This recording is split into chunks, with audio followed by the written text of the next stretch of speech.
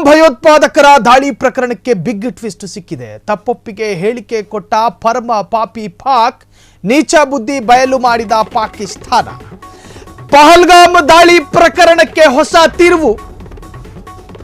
ತಪ್ಪೊಪ್ಪಿಗೆ ಹೇಳಿಕೆ ಕೊಟ್ಟ ಪರಮ ಪಾಪಿ ಪಾಕಿಸ್ತಾನ, ನೀಚ ಬುದ್ಧಿ ಬಯಲು ಮಾಡಿದ ಪಾಕಿಸ್ತಾನ. ಇಷ್ಟು ದಿನ ತನ್ನ ನೆಲದಲ್ಲಿ ಉಗ್ರರೇ ಇಲ್ಲ ಅಂತಿದ್ರು. ಈಗ ನೋಡಿದ್ರೆ ಆಕಸ್ಮಿಕವಾಗಿ ಅಸಲಿ ವಿಷಯ ಔಟ್ ಆಗಿದೆ, ಲೀಕ್ ಆಗಿದೆ.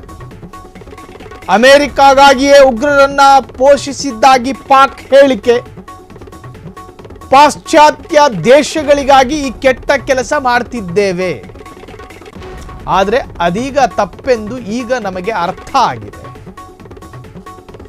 ಇದರಿಂದಾಗಿ ನಾವು ಸಾಕಷ್ಟು ಕಷ್ಟ ಅನುಭವಿಸಿದ್ದೇವೆ. ಇದು ಪಾಕಿಸ್ತಾನದ ಹೇಳಿಕೆ. USSR ವಿರುದ್ಧದ ಯುದ್ಧದಲ್ಲಿ ಭಾಗಿಯಾಗದೆ ಇದ್ದಿದ್ರೆ ಪಾಕ್ ಇಂದು ಸೂಪರ್ ಪವರ್ ಆಗ್ತಾ ಇತ್ತು ಎಂದ ಪಾಕ್ ರಕ್ಷಣಾ ಮಂತ್ರಿ. ಪಾಕಿಸ್ತಾನದಲ್ಲಿ ಲಷ್ಕರ್ ಉಗ್ರ ಸಂಘಟನೆ ಇಲ್ಲ, ಅದು ಹಳೆಯ ಹೆಸರು. ಈಗಿರೋದು ಪಹಲ್ಗಾಮ್ ದಾಳಿ ಪ್ರಕರಣಕ್ಕೆ ಹೊಸತೊಂದು ಟ್ವಿಸ್ಟ್. ತಪ್ಪೊಪ್ಪಿಗೆ ಹೇಳಿಕೆ ಕೊಟ್ಟ ಪರಮ ಪಾಪಿ.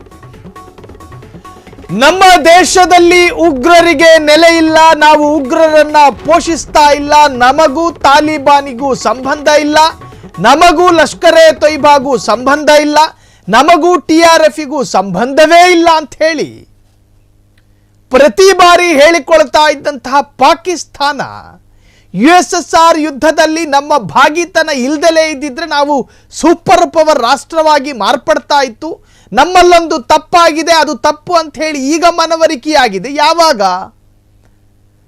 ಯಾವಾಗ ಮನವರಿಕೆಯಾಗಿದ್ದು? ಭಾರತದ ಗಡಿ ಭಾಗದಲ್ಲಿ ಭಾರತದ ಸೇನೆ ಪಟಾಕಿ ಹೊಡೆದಂಗೆ ಒಡೆದುರುಳಿಸಿದಾಗ್ಲ ಅನುಭವ ಆಗಿದ್ದು, ಅಥವಾ ಸಿಂಧೂ ನದಿಯನ್ನ ಭಾರತ ಬ್ಲಾಕ್ ಮಾಡಿದಾಗ್ಲ? ಸಿಂಧೂ ನದಿಯನ್ನ ಭಾರತ ಬ್ಲಾಕ್ ಮಾಡಿದ ಮೇಲೆ ಇದು ತಪ್ಪು ಅಂತ ಅರಿವಾಯ್ತಾ?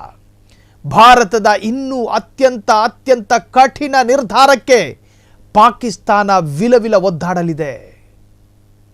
ಯಾವ ದ್ರೋಹ ಮಾಡಿತ್ತು ಭಾರತ? ಯಾವ ದ್ರೋಹ ಮಾಡಿತ್ತು ಭಾರತ? ಯುದ್ಧದ ನೀತಿಯನ್ನ ಉಲ್ಲಂಘನೆ ಮಾಡಿ ಭಾರತದ ಬಾರ್ಡರ್ನಿಂದ ನಿಮ್ಮ ಸೈನಿಕರನ್ನ ಕೆಣಕಿದ್ರ? ಇಲ್ಲ. ನಿಮ್ಮ ಬಂಕರ್ಗಳಿಗೆ ದಾಳಿ ಮಾಡಿದ್ರ? ಇಲ್ಲ. ಭಾರತದ ಬಾರ್ಡರ್ ಅನ್ನ ಕ್ರಾಸ್ ಮಾಡಿಕೊಂಡು ಯುದ್ಧ ನಿಯಮವನ್ನ ಉಲ್ಲಂಘನೆ ಮಾಡಿ ನಿಮ್ಮ ದೇಶಕ್ಕೆ ನುಸುಳಿ ನಿಮ್ಮದ್ದೇನಾದ್ರೂ ದೋಚಿದ್ರ? ಇಲ್ಲ. ಏನೂ ಮಾಡದ ಭಾರತಕ್ಕೆ ನೀವು ಇದ್ದಕ್ಕಿದ್ದ ಹಾಗೆ ನಿಮ್ಮ ಗೂಂಡಾಗಳನ್ನ, ನಿಮ್ಮ ಸೈತಾನರನ್ನ ಕಳಿಸ್ಕೊಡ್ತೀರಿ, ಹರಾಮಿ ಕೆಲಸಗಳನ್ನ ಬಾರ್ಡರ್ನಲ್ಲಿ ಮಾಡ್ತೀರಿ ಅನ್ನೋದಾದ್ರೆ ನಿಮ್ಮ ಬೆನ್ನ ಕೆಳಗಿರ್ತಕ್ಕಂತಹ ಕೊಬ್ಬುಗಳನ್ನ ಕರಗಿಸ್ಬೇಕಾ ಬೇಡವಾ?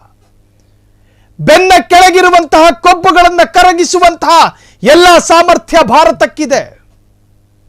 ಎಲ್ಲ ಸಾಮರ್ಥ್ಯಗಳು ಭಾರತಕ್ಕಿದೆ.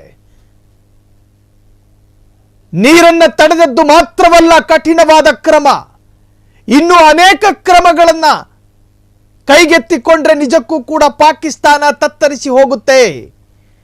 ಪಾಕಿಸ್ತಾನ ಎನ್ನುವಂತಹ ಸಣ್ಣ ದೇಶ, ರೋಗ ಅನ್ನೋದು ಕಾಲು ಮುರ್ಕೊಂಡು ಬಿದ್ದಿದೆ.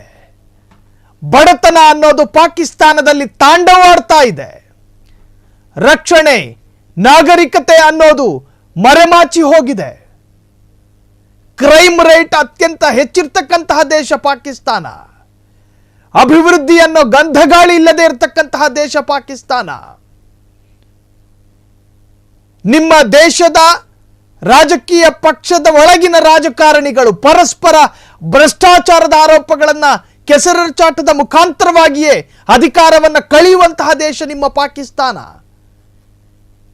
ಯಾವ ಅರ್ಹತೆಯೂ, ಯಾವ ನೈತಿಕತೆಯೂ, ಯಾವ ಯೋಗ್ಯತೆಯೂ ಇಟ್ಟುಕೊಳ್ಳದ ಅತ್ಯಂತ ಕೆಳದರ್ಜೆಯಲ್ಲಿರ್ತಕ್ಕಂತಹ ದೇಶ.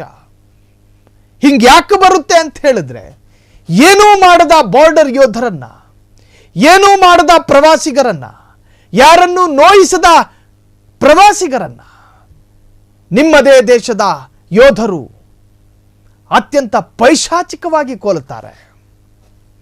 ಇದಕ್ಕೆ ಯಾರು ಹೊಣೆ? ಸುಪ್ರಭಾತದಲ್ಲಿ ನಿಮ್ಮ ಮ್ಯಾಗಝೀನ್ಗಳಲ್ಲಿ ಪ್ರಕಟ ಮಾಡ್ತೀರಿ, ಇದಕ್ಕೂ ನಮಗೂ ಯಾವುದೇ ಸಂಬಂಧ ಇಲ್ಲ ಅಂತ. ನಿಮ್ಮ ಬಗಲಲ್ಲೇ ಇಟ್ಟುಕೊಂಡ ಶೈತಾನರು ಬಂದು ಶೂಟ್ ಮಾಡಿದ್ದಾರೆ ಎನ್ನುವಂತಹದ್ದನ್ನ ಯೋಚನೆ ಮಾಡ್ಕೊಂಡು ನಮ್ಮ ಕೈಯಿಂದ ತಪ್ಪಾಗಿದೆ ಅಂತ ಹೇಳಿ ಈಗ ಒಪ್ಕೊಳ್ತೀರಿ. ಒಟ್ಟಾರೆ ಪಾಕಿಸ್ತಾನ ತತ್ತರಿಸಿದೆ. ನೀಚ ಬುದ್ಧಿ ಬಯಲು ಮಾಡಿದ ಪಾಕಿಸ್ತಾನ.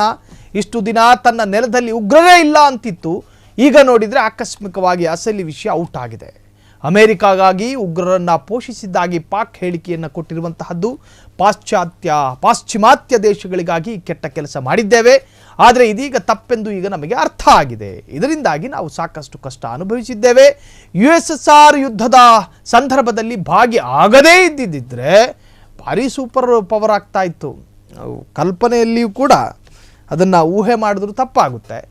ಪಾಕಿಸ್ತಾನದಲ್ಲಿ ಲಷ್ಕರ್ ಉಗ್ರ ಸಂಘಟನೆ ಇಲ್ಲ, ಅದು ಹಳೆಯ ಹೆಸರು ಅಂತ ಹೇಳಿ ಪಾಕಿಸ್ತಾನ ಈಗ ಅಧಿಕೃತವಾಗಿ ಹೇಳಿಕೊಂಡಿರುವಂತಹದ್ದು.